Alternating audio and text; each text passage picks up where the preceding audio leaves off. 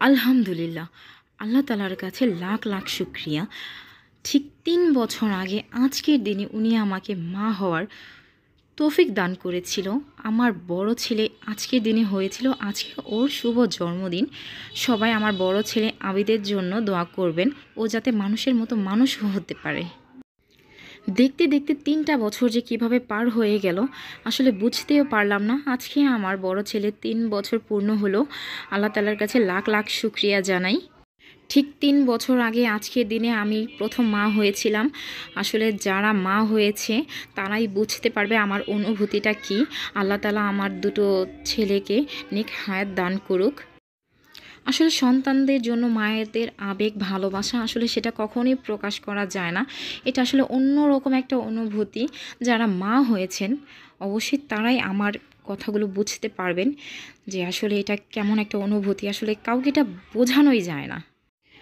আসলে প্রথম সন্তান হওয়া, মা ডাক শোনা, প্রথম নবজাত সন্তানকে কোলে নেওয়া, এই অনুভূতিটা আসলে শুধু মায়েরাই বুঝতে পারবে।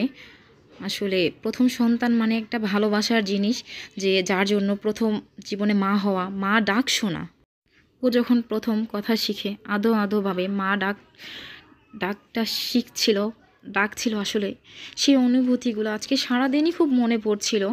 আসলে এমনই হয় হয়তো ওর প্রথম হাঁটতে শেখা, মা ডাক বলতে শেখা, আধো আধো গলায় বিভিন্ন কথা বলা শেখা, মানে সব কিছুই আজকে মনে পড়ছিল।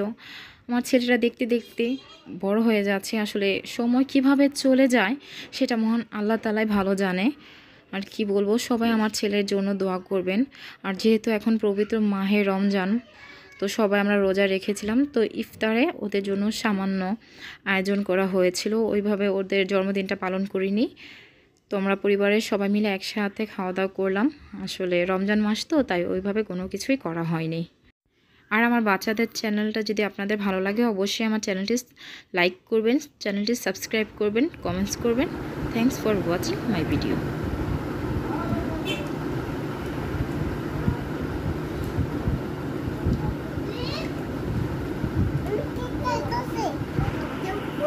¿Qué